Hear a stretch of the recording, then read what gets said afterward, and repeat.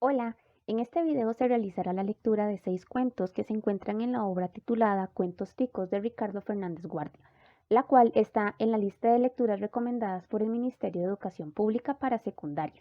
Los cuentos que se leerán son El estreno, Un héroe, La política, Hidalguía, El ahorcado y El clavel. Se utilizará la edición publicada por la editorial de la Universidad Estatal a Distancia en el 2017. Tercer relato: la política. A la luz mortecina de una vela de cebo, plantada en una botella, Evaristo leía con dificultad la hoja volante que por la mañana le habían dado en las calles de San José. Sentado en un taburete de baqueta, su padre, el viejo ñor Juan Álvarez, gamonal de la villa de San Miguel, escuchaba la lectura de la hoja, que era una diatriba violenta en estilo chabacano contra el candidato del Partido Progresista para el próximo periodo presidencial. El autor anónimo lo cubrió de injurias declamatorias y llamaba paniaguados y serviles a sus partidarios. Estas virulencias del lenguaje electoral no hacían mayor impresión en el ánimo del viejo. Toda aquella palabrería era poco menos que griego para él. Pero cuando Evaristo llegó a la parte donde se decía que el candidato era un hereje, que nunca iba a misa y cerraría las iglesias si lograba llegar al poder, frunció las cejas inquieto y disgustado.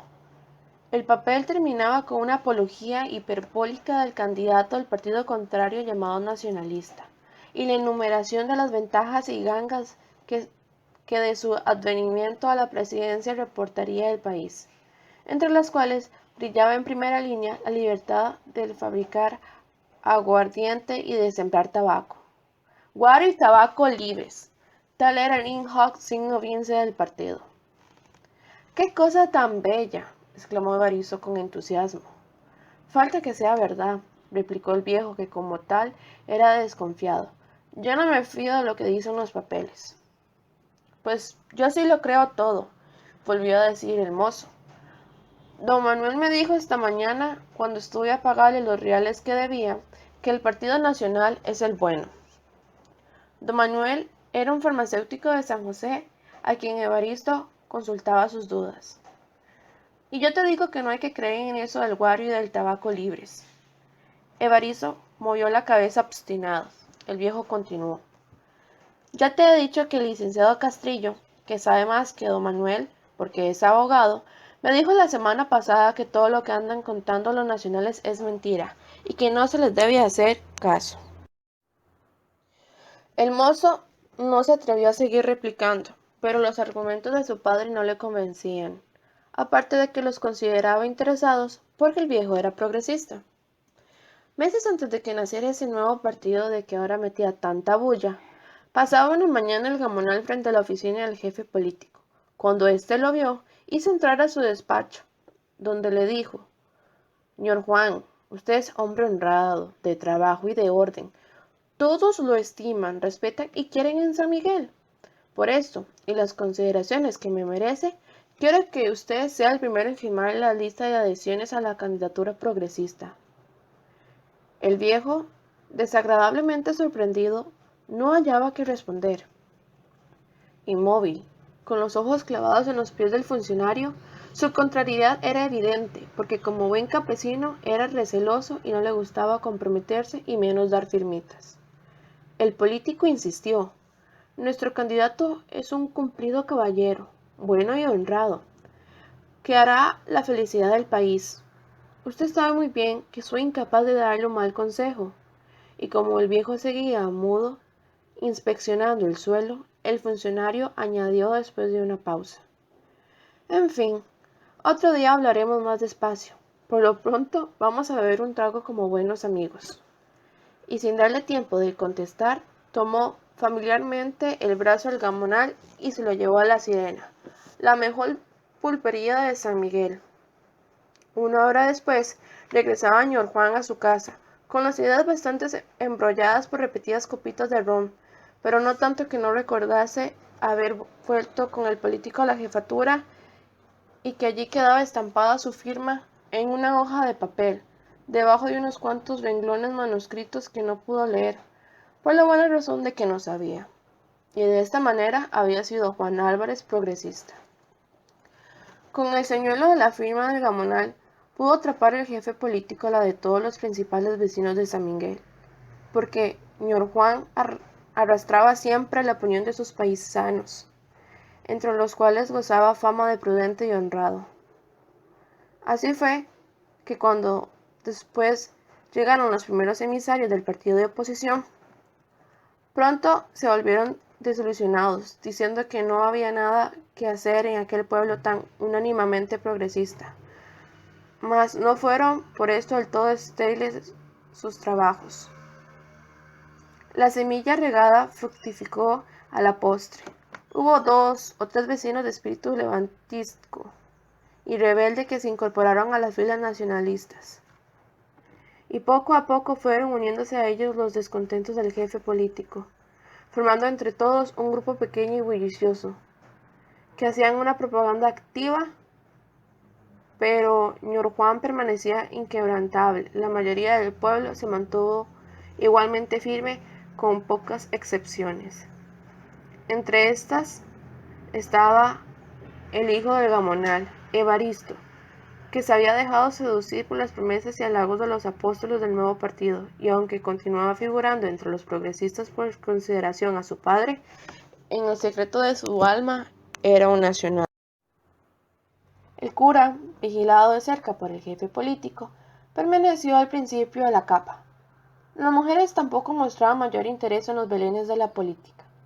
Sin embargo, hubo un momento en que se comenzaron a notar entre ellas señales de agitación, especialmente en el gremio de beatas, coincidiendo estos síntomas con ciertos rumores de que el candidato progresista era nada menos que el anticristo. En cuanto tuvo conocimiento de semejantes patrañas, el jefe político, que no era lerdo, se apresuró a comunicar a la autoridad superior que el cura de San Miguel se movía a favor de la autoridad nacionalista. Día hubo en que la mujer del Gamonal y sus hijas, Agapita y Esther, volvieron a casa muy escandalizadas por lo que en la calle les dijeron las amigas y comadres, que si los progresistas estaban condenados, que si todos eran masones, que ¿cómo era posible que su marido y su padre, tan religioso y tan bueno, estuvieran con esos herejes liberales, etcétera? Turbado el viejo por estas cosas que le contaban alarmadas las mujeres, aprovechó la ocasión de que deseaba vender un poco de maíz para ir un sábado a San José y consultar con el licenciado Castrillo, el hombre de toda su confianza. Castrillo era progresista, y se comprende que ñor Juan saliera algo más tranquilo de su casa. Así lo declaró a su familia cuando regresó por la noche, diciendo que no había que dar crédito a ninguno de esos cuentos de masones y de cerrar iglesias. Evaristo no dijo una palabra. Agapita y Esther miraron con insistencia a su madre, para animarla a que contestase. Pasado un momento, habló ña Mercedes. Así será cuando ese señor lo dice, pero lo que yo sé es que las gentes del centro no tienen religión. El Gamonal nada replicó, pero su silencio indicaba que la observación de su mujer había dado en el blanco.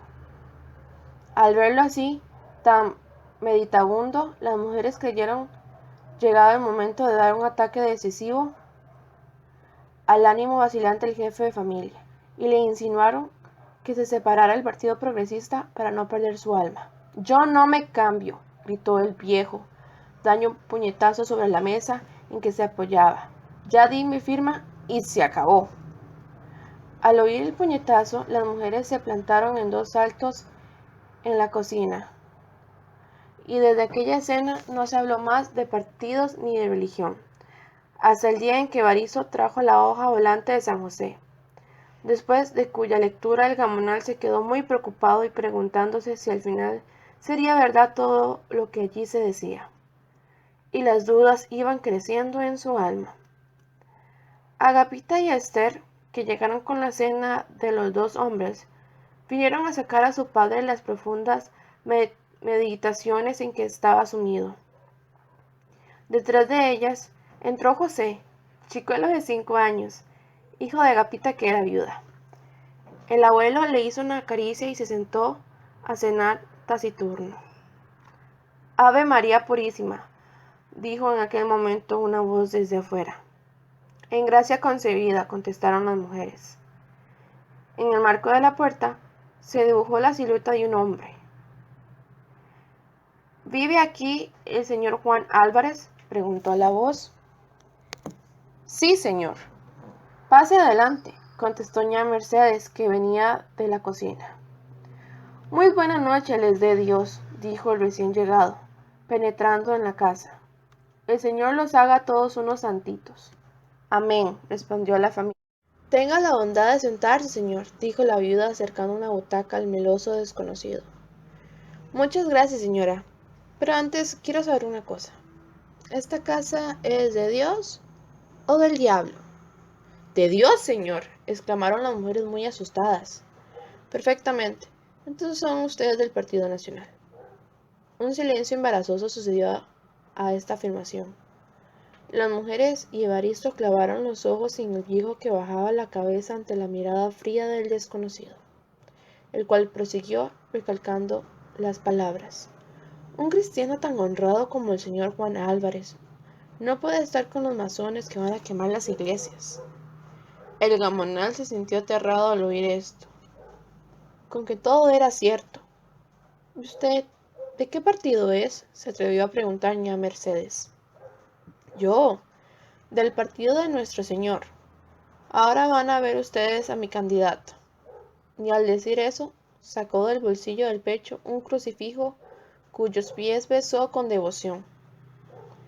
Toda la familia se quedó admirada ante aquel acto de piedad, y José, para ver mejor lo que tenía en la mano, fue corriendo a meterse entre las piernas del forastero.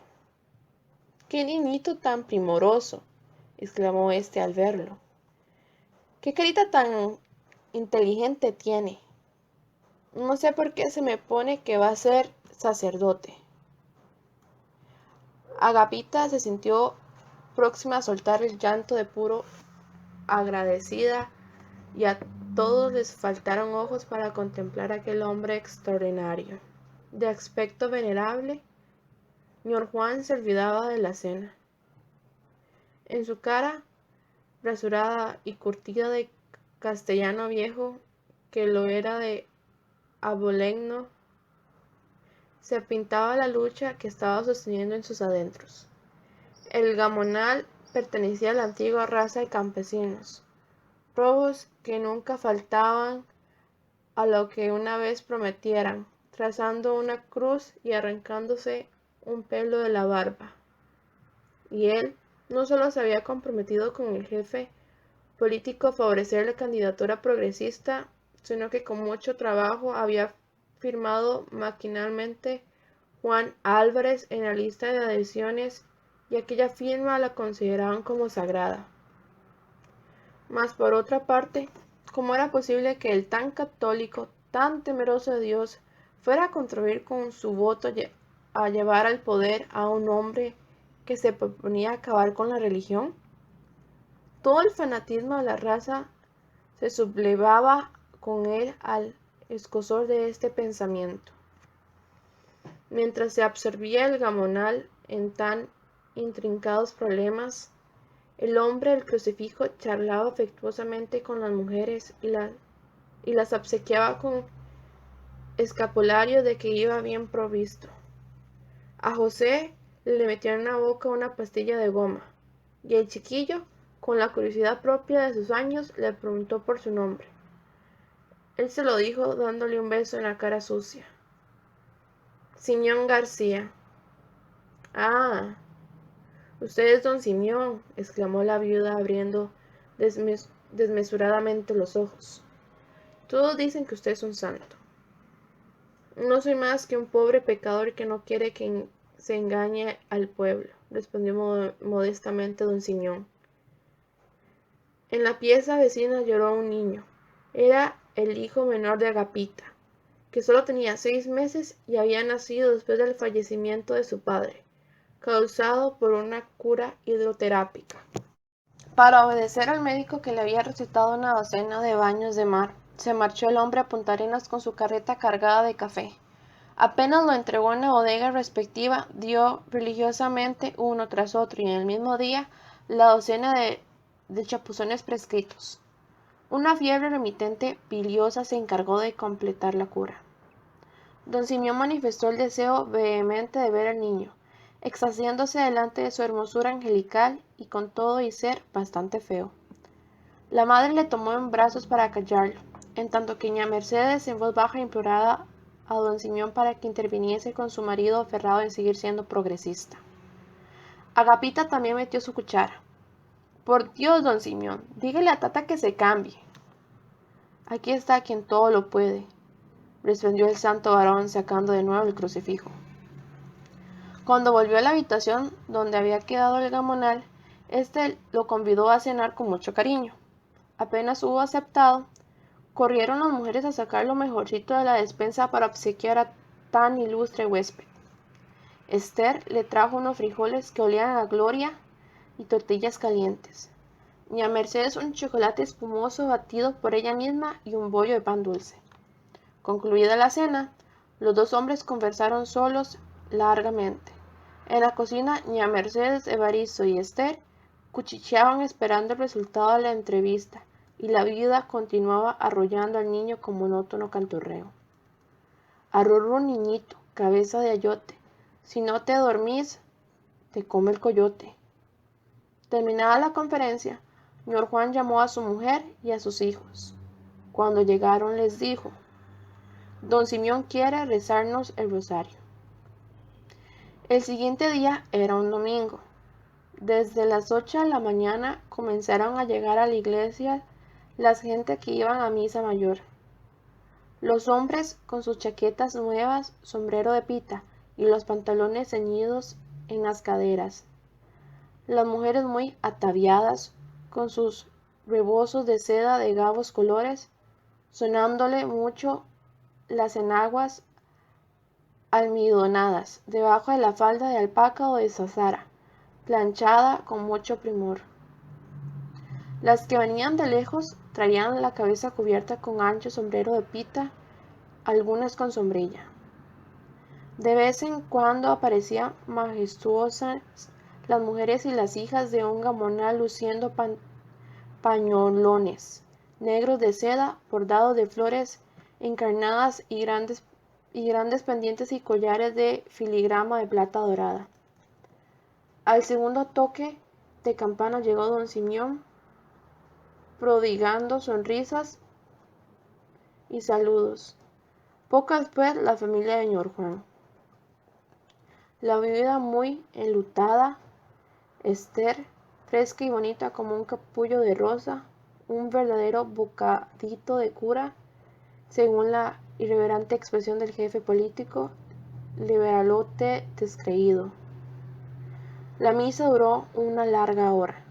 Don Simeón edificaba a todos por su hermosa piedad. En el momento de alzar, los golpes que se dieron en el pecho resonaron en toda la iglesia. No había duda que aquel hombre era un santo. El gamonal y Evaristo, colocados detrás de él, no se hartaban de admirar el aire beato con que escuchaba la plática que aquel día fue muy tendiosa, versando sobre la obligación que incumbe a todos los fieles de defender la religión amenazada por liberales y masones. El cura se quitaba resueltamente la careta.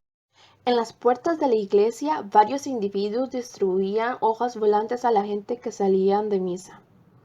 Unas del Partido Progresista, otras del Nacional.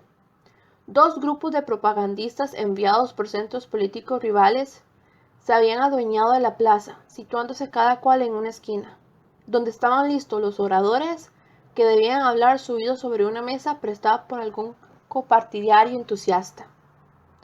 Como los de uno y otro partido alternaban en el uso de la palabra, el grupo numeroso de los migueleños se movía para escucharlos. Poca cosa entendían los buenos campesinos de todas aquellas arengas pronunciadas con tanto entusiasmo por los jóvenes delegados de los clubes centrales.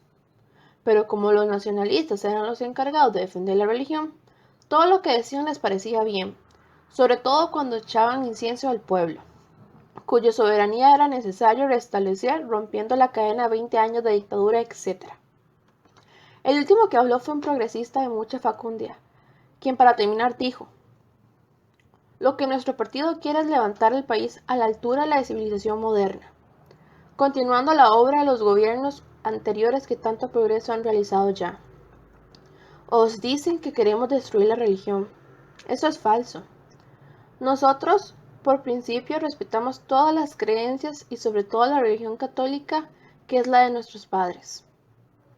Es necesario que no os dejéis engañar con esos cuentos absurdos y ridículos que se encargan de propalar gente hipócritas y de mala fe. Porque, señores, si el Partido Progresista fuera lo que dicen, no estaría con nosotros hombres tan honrados y religiosos como el señor Juan Álvarez aquí presente. En aquel momento, el Gamonal fue el blanco de todas las miradas. Metido en medio de los oyentes, trataba de esconderse para disimular su turbación. Y como el grupo empezaba a disolverse, se oyó la voz melodiosa de don Simeón que decía: señores, ya han oído ustedes los argumentos de estos caballeritos. Ahora vamos a la práctica. Yo ruego a los que quieren formar parte del Club Nacionalista de San Miguel que tengan la bondad de seguirme. Las 3/4 partes del grupo de los vecinos se fueron en pos de don Simeón, quien, al ver a señor Juan Álvarez, rodeado de unos pocos fieles que no se movían, añadió dirigiéndose a este con acento incisivo: ¿no quiere usted acompañarnos, señor? El Gamonal se puso como la grana y no contestó. El grupo nacionalista esperaba. Terrible lucha la que en ese momento se había entablado en el pecho del viejo campesino. Sí, don Simeón, acabó por decir. Detrás de él se vino el resto del pueblo.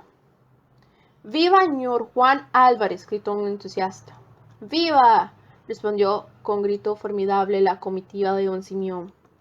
En torno a los progresistas solo quedaron 10 o 12 individuos, entre otros el maestro de escuela. Miserable rebaño de carneros, exclamó uno de los jóvenes liberales sin poder contener. Han nacido para ser trasquilados, murmuró otro. Y como ya no había nada que hacer allí, se fueron a ahogar sus despechos en la Sirena, con el dinero de la propaganda. Desde el día memorable en que desertó a la bandera de los enemigos de la Iglesia, señor Juan Álvarez fue más que nunca el rey del pueblo, electo presidente del Club Nacionalista Migueleño. Su prestigio, que ya era mucho, creció en proporción del alto y honroso cargo que le confirieron sus conciudadanos. A cada rato le llegaban los pliegos y paquetes de impresos del Club Central de San José, dirigidos a don Juan Álvarez, presidente, etc. Y cuando iba a la ciudad, los señores cabezas del partido lo recibían con mucho afecto y hasta le palmoteaban las espaldas diciéndole: el triunfo es nuestro, lo que se necesita es mucha firmeza. A lo que él contestaba invariablemente: por eso no hay cuidado. El pueblo está como navaja de barba. Y así era la verdad. Pero lo que acabó de dar a los migueleños una gran idea de la importancia de su gamonal fue la visita que éste hizo al candidato en compañía de don Simeón. No se quedó habitante grande ni chico a quien no refiriese con todos sus pormenores la entrevista memorable, el vaso de cerveza y el cigarro con que generosamente lo habían obsequiado y las palabras afectuosas que le habían dicho el futuro gobernante. Sin embargo, no era todo flores con la nueva situación del Gamonal. No faltaban contrariedades que le amargaron sus triunfos. Una de ellas era el mucho dinero que le costaba su presidencia. Pesos por aquí para ayudar a la propaganda, pesos por allá para festejar los acontecimientos favorables a la causa, más pesos para sacar a su amigo de apuros, causados por su entusiasmo político, fianzas en favor de contrapartidarios por escrupulosos. En fin, no pasaba día sin que tuviera que soltar las cordones del bolsillo. Otra mortificación era el jefe político, cuya mirada irónica no podía sufrir. Evitaba encontrarse con él, porque, a pesar de todo, una voz interna le reprochaba su conducta. La confianza imperturbable del funcionario en el triunfo final de su causa le causaba inquietud. Su sonrisita burlona, cuando oía las declaraciones y las amenazas de los exaltados, la consideraba de mal agüero, y, por lo que pudiera suceder, siempre evitaba contestar las pullas que le enderezaban su antiguo amigo. No creía prudente romper del todo con aquel hombre, que iba a menudo a la capital, hablaba con el gobernador, con el ministro y hasta con el presidente. Pero no todos los vecinos de San Miguel tenían la misma diplomacia que el Gamonal. Más de uno, envalentonado por numerosas libaciones en honor del candidato, se había permitido frases y gritos injuriosos contra la primera autoridad del pueblo. El castigo no se hizo esperar mucho. Al cuartel fueron a parar los que metían más alboroto. Evaristo, gracias a la posición que siempre había ocupado su padre en el pueblo y a las consideraciones con que este motivo le guardaban las autoridades, no había presentado aún su servicio militar y se imaginaba que la hora de empeñar el fusil nunca llegaría para él. Vana ilusión. Un día se presentó a la casa un cabo y se llevó al mozo con otros 5 o 6. Aquella noche se desveló señor Juan pensando en qué semejante desgracia no habría sucedido en los tiempos en que siempre estaba a partir de un piñón con el jefe político. La ausencia de Evaristo, su brazo derecho, el tiempo que le quitaban sus obligaciones de presidente del club y los muchos gastos que le causaba el cargo, trajeron gran desorden en los negocios del Gamonal, de ordinario tan arreglado. Así fue que, próximo a vencerse un pagaré de importancia, firmado en favor de un banco, señor Juan advirtió con terror que no sería posible pagar en la fecha estipulada, cosa que por primera vez en la vida le sucedía.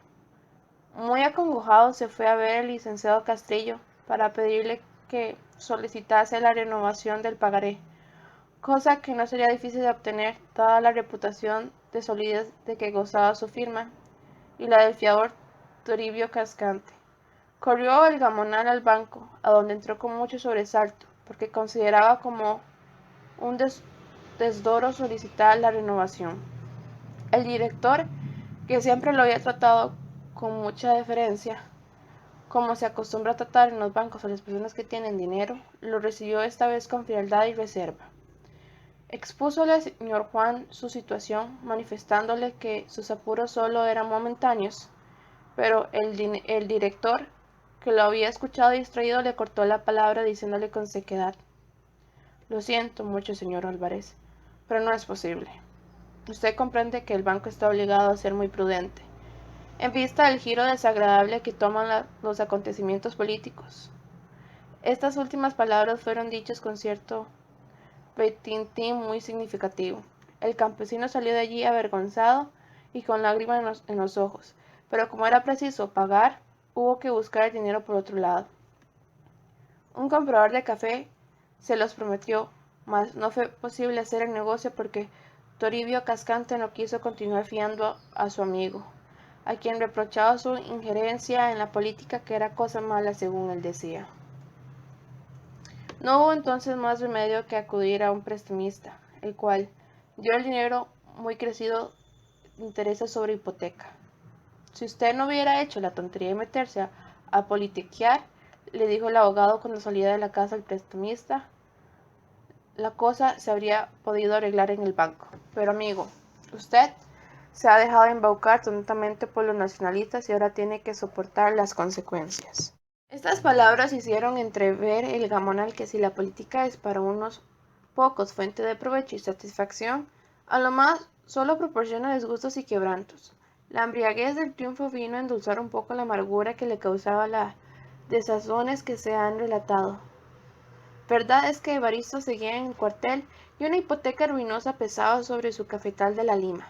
Mas, por otro lado, era mucho el gozo de haber vencido, de haber salvado la religión, la supremacía del pueblo, amenazadas por esos bandidos de progresistas. Y qué victoria tan espléndida la del Partido Nacional en San Miguel. Vanos fueron todos los esfuerzos y amenazas del jefe político. De nada sirvió que los progresistas, que formaban la mayoría de la mesa electoral, Se tomaron los 2 primeros días de las elecciones para inscribir los 14 votos que le quedaban a su partido en el pueblo. La mesa de los buenos, que esperaba su turno con impaciencia, contenida por la fuerza pública, pudo al fin llegar a la mesa el último día, ahogando en un instante con la marea de sus votos los pobrecitos 14 de sus adversarios.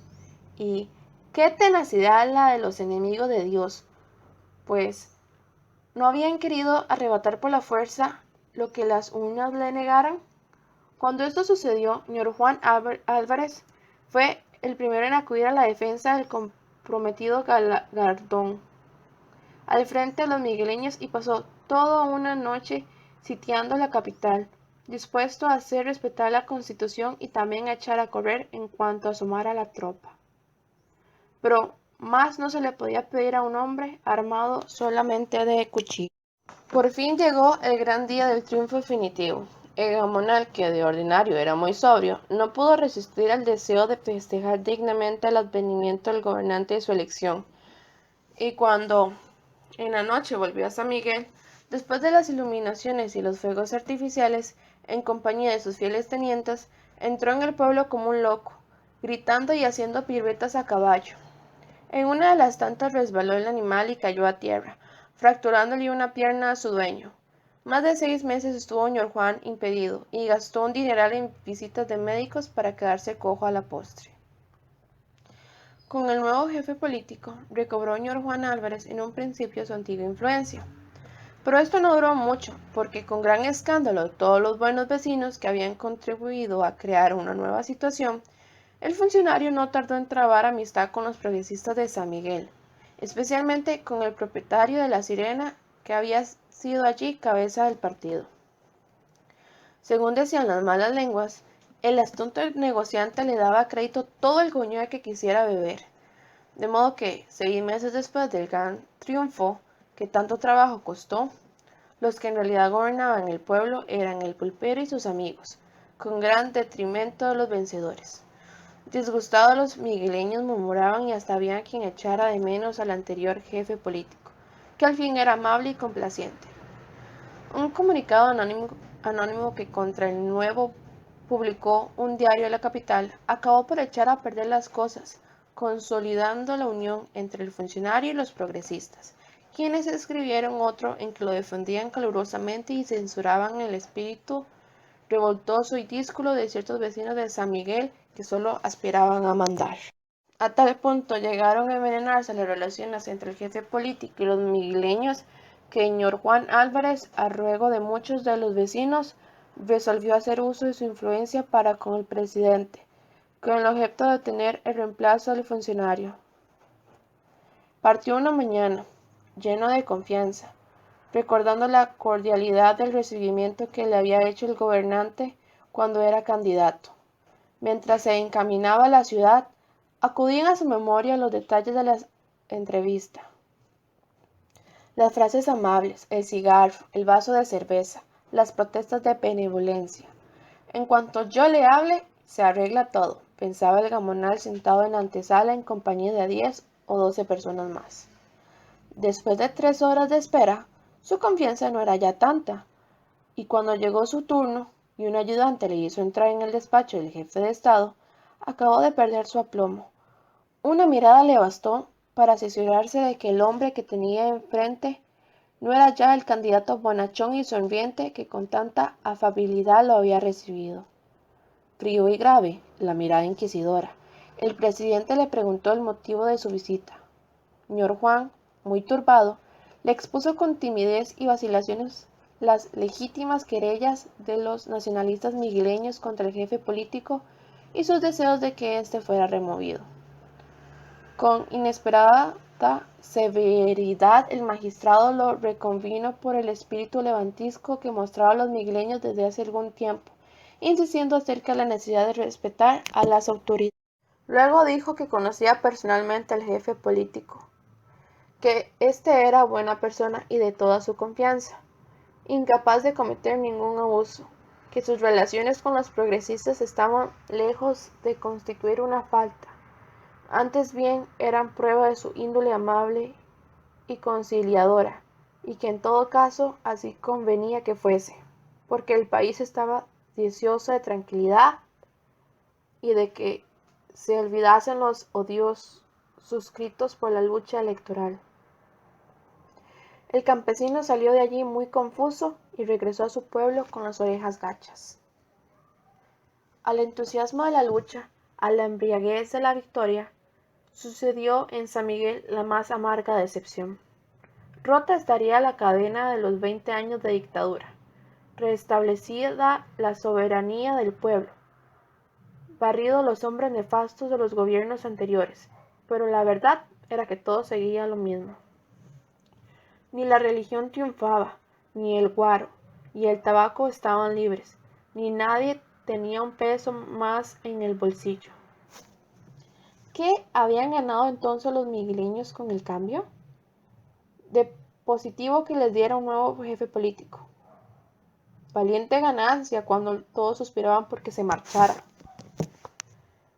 Los progresistas se reían de los sinsabores de sus adversarios y cuando estos se quejaban de haber sido engañados con falsas promesas, les decían, bien merecido lo tienen por tontos. Si nuestro candidato estuviese mandando, otro gallo les cantara. Por lo menos no tendrían este jefe político que tanto les molestaba. De todo el pueblo, el único que no decía nada era Toribio Cascante, el antiguo fiador de señor Juan Álvarez. Ni él renegaba del jefe político, ni deseaba que la vuelta del anterior, ni reclamaba la ofrecida supresión del estanco del aguardiente y del tabaco. Este filósofo campestre nunca había creído en ninguna de las promesas de los bandos que se disputaban el poder, y mientras los demás perdían el tiempo en hablar, en agitarse, en beber, él seguía tranquilo en sus labranzas y quehaceres habituales, sin cuidarse de que le llamasen pancista y del partido del gato, es decir, del que siempre cae de pie.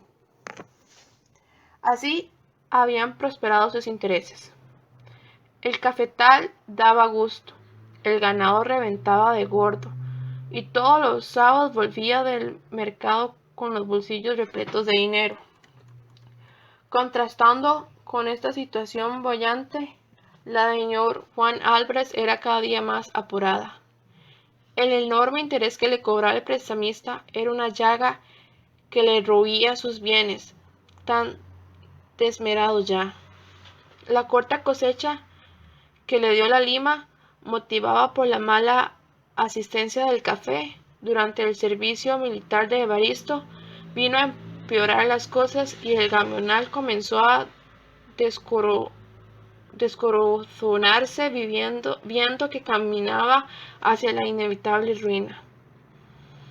Toribio Cascante es el único que me puede sacar de este berenjenal, decía a menudo en la intimidad de la familia. Pero desde que el filósofo ricachón se había negado a seguirle fiando, las relaciones entre ambos vecinos y amigos se habían entibiado bastante. Lo que no fue obstáculo para que el Cascante le hiciera prudentes observaciones cuando entró a formar parte de la Liga Ortodoxa, asociación clerical cuyas ramificaciones se extendían por todo el país como los tentáculos de un pulpo monstruoso y que acababan de fundar en San Miguel el cura. Descontento el vecindario con el gobierno y vivos aún en la imaginación de todos los torpes argumentos con que los nacionalistas habían despertado el dormido fanatismo religioso, la nueva bandera fue acogida con entusiasmo. Otra vez resultó electo presidente del Centro Ortodoxo señor Juan Álvarez, quien cada día le tomaba más gusto a la política. Sin embargo, cuando el cura le dijo que la causa de la religión estaba muy pobre y era necesario que todos los buenos creyentes hiciesen un sacrificio pecuniario para ayudarle a triunfar, sintió que le echaba un cubo de agua fría. Balbuceó algunas excusas y explicaciones vagas de su situación comprometida, Pero el sacerdote, que conocía la avaricia ordinaria de los campesinos, no creyó nada y le replicó muy indignado que debía dar el ejemplo como hombre rico y de influencia, que ese apego a las cosas terrenales era un gran pecado ante los ojos de Dios, que lo había colmado de bienes, que nuestro Señor devuelve centuplicada la limosna y que no sería malo mirase un poco más por la salvación de su alma. El viejo hubo de desprenderse de una suma importante con dolor de su corazón. Poco tiempo después se presentó la oportunidad de experimentar el enorme poder político que representaba la Liga Ortodoxa. Era llegado el caso de renovar la mitad del Congreso, y los peces gordos que manejaban entre bastidores los hilos de la asociación tenían por seguro el triunfo de las listas clericales. En la mañana del día señalado para votar, los electores de San Miguel, que habían confesado la víspera, comulgaron muy temprano antes de partir, a lo que el cura equiparaba a una buena cruzada. A su frente iba el gamonal, quien durante el viaje no cesó de amonestarlos para que siguiesen puntualmente las instrucciones dadas por el cura. Todos protestaron de su obediencia con mucho calor, pero al llegar a la municipalidad, llevando en el bolsillo la lista que le acababan de dar en el centro general de la liga, su firmeza tuvo que sostener un rudo asalto. Reunidos allí estaban todos los hombres más influyentes de los partidos nacionalistas y progresistas, trabajando juntos por la misma candidatura que oponían a la del clero. El campesino miraba pasmado aquella unión íntima entre hombres que 2 años antes estaban dispuestos a matarse y se trataban de bandidos y canallas por la prensa, en los clubes y en las plazas públicas. Bien decía Toribio Cascante que la gente de Levita todas eran una misma mona con distinto rabo. Hubo un momento en que él mismo se sintió flaquear, y fue cuando don Simeón y el licenciado Castrillo intentaron disuadirlo de votar por la liga. Don Simeón, confabulando con los masones. ¿Cómo estaba el mundo, cuando hasta los santos se volvían contra Dios? Pero el gamonal era demasiado religioso para faltar a un compromiso contraído bajo los ausupios del sacramento de la confesión y del misterio de la Eucaristía. De modo que la voz seductora de don Simeón hizo oír en vano sus mejores argumentos. Señor Juan Álvarez permaneció firme como una roca. Contra la esperanza de los clericales, sus listas fueron derrotadas en casi todo el país, debido a la coalición de los elementos avanzados y en gran parte también a las numerosas deserciones que se produjeron a última hora en las filas de la Liga. Sin embargo, el triunfo no estaba más que aplazado, y la propaganda clerical continuó más activa y poderosa aún, a la sombra de las discordias de los liberales, que estallaron de nuevo a raíz del triunfo, olvidándose de la famosa divisa: la unión hace la fuerza. La Liga, disimulando su rencor, ofreció su apoyo al gobierno, desprestigiado y vacilante, que se apresuró a aceptarlo, haciéndole en cambio ciertas concesiones. Pero este contuberino no podía durar mucho tiempo, porque la Liga se sentía bastante vigorosa para caminar por sí sola y rechazaba la idea de adoptar una cabeza que no fuese elegida libremente por ella misma entre las más dóciles y vacías. De los 14 progresistas de San Miguel, algunos se habían unido a la Liga. Los demás no sabían a cuál de las candidaturas liberales acogerse, porque estos, por no faltar a la costumbre, andaban a la greña. De modo que, llegadas las elecciones, el triunfo de los clericales, allí como casi en todo el país, fue abrumador. El gamonal se frotaba las manos de gozo, pensando que por esta vez iba a salir de apuros con la llegada al poder de sus amigos que le habían prometido ayudarle. El cura no cabía dentro del pellejo, dando ya por abolidas todas esas leyes odiosas implantadas por esos demonios de generales. Secularización de los cementerios, enseñanza laica, matrimonio civil, etc. Pero de todo lo que más le alegaba era el bendito restablecimiento de los diezmos y otras gangas, aunque cerca de este punto creía más prudente no decir nada a sus feligreses. Mas no debía durar mucho las ilusiones de los partidos de la Liga.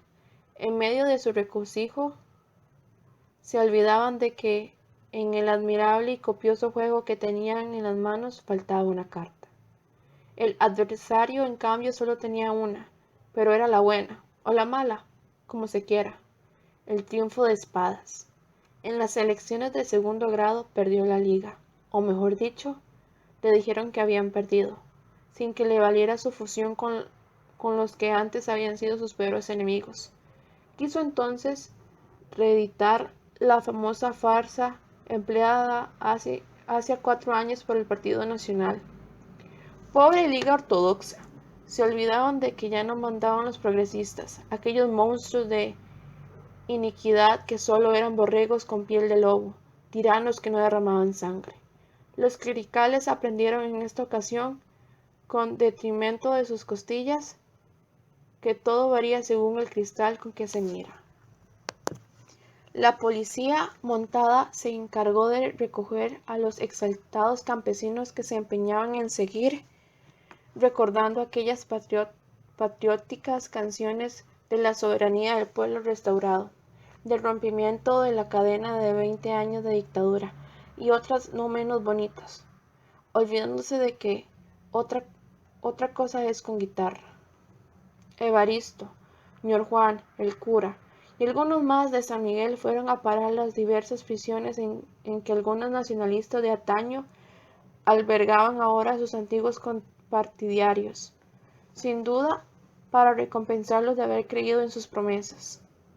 Las mujeres estaban echadas a morir, como era natural, pensando en sus maridos, padres, hijos y hermanos.